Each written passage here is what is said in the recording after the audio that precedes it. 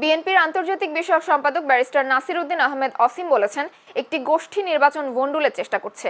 এদেরকে সরকার ও নির্বাচন কমিশন মিলে মোকাবেলা করতে হবে। রোববার ধানমন্ডিতে আসন্ন জাতীয় সংসদ নির্বাচনের প্রচারণার অংশ হিসেবে তারুণ্যের মিছিল কর্মসূচিতে তিনি এসব কথা বলেন। বিএনপির এই নেতা বলেন, অন্তর্বর্তীকালীন সরকার জনগণের সাথে প্রতারণা করেছে, তাই এখন আর গণভোটের কোনো প্রয়োজন নেই। মিছিলে অংশ নেন ব্যারিস্টার মেহনাজ মান্নান সহ সংসদীয় আসন 10-এর বিএনপি ও অঙ্গ সহযোগী সংগঠনের নেতাকর্মীরা।